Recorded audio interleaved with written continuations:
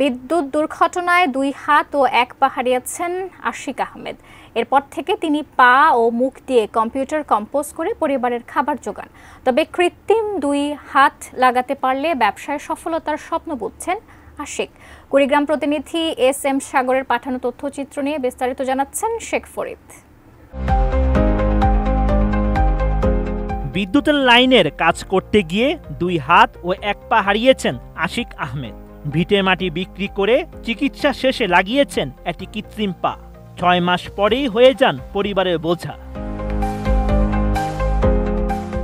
এরপরই 2021 সালে নাগেশ্বরী পল্লী বিদ্যুতের পাশেই একটি বৈদ্যুতিক সরঞ্জামের দোকান দেন জীবন সংগ্রামে লড়াকু সৈনিক আশিক।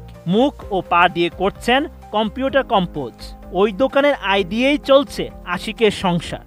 অনেকে আছে আমার মতন, দেখা যায় 1 হাত 1 পা নাই, তারা অনেকের কাছ থেকে হাত পেতে নিয়ে খাচ্ছে। কিন্তু এটা আমার চোখে এটা কেমন? আমি যে এখানে একটা লোকের কাছে হাত পা দিই, নিজেকে খারাপ লাগবে, আমার পরিবারেরও খারাপ লাগবে। আমি চাচ্ছি নিজের পায়ে দাঁড়ায়ে নিজে কিছু করতে।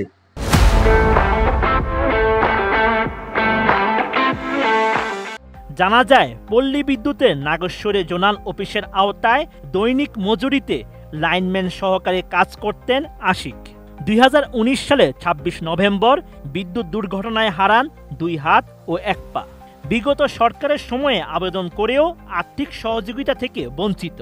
জমি বিক্রি করে একটি কৃত্রিম পা লাগালেও কৃত্রিম হাত লাগাতে পারলে ব্যবসায় সফলতার স্বপ্ন বুনছেন আশিক। আমি নিজের চেষ্টায় পা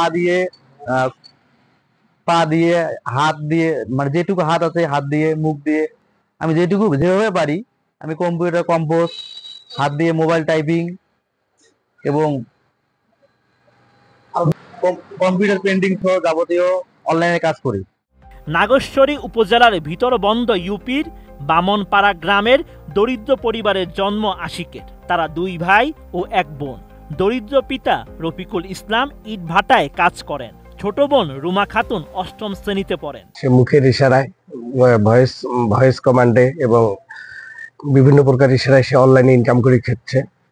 এটা মানে এর জন্য মানে এই চলার পথ যেন সুগম হয়, এই জন্য সবাই দোয়া করবেন। মুখে কম্পিউটার, পা দিয়ে কম্পিউটার চালিয়ে সে সংসার চালাচ্ছে। যদি এর মধ্যে সরকার কোনো দিকে লক্ষ্য করত, সে স্বাবলম্বী হবে। এ বিষয়ে নাগেশ্বরী উপজেলা সমাজসেবা কর্মকর্তা মোহাম্মদ জামাল হোসেন জানান, আশিককে প্রতিবন্ধী ভাতা দেওয়া হয়েছে। তার ব্যবসা প্রসারে ঋণ দেওয়া হবে। হাত না থাকা সত্ত্বেও কম্পিউটার সহ ফটোকপির কাজ করে। আমরা তার দিকে নজর রাখছি, তার সাথে আমার কথা হয়েছে। আমরা তাকে ক্ষুদ্র ঋণের আওতায় আনবো, যাতে করে তার জীবনযাপন করাটা সহজ হয়। আমরা তাকে সমাজসেবা অফিসের পক্ষ থেকে প্রতিবন্ধী ভাতার আওতায় এনেছি। পাশাপাশি অন্যান্য সরকারি সুযোগ সুবিধা প্রদানের জন্য সহযোগিতা করব।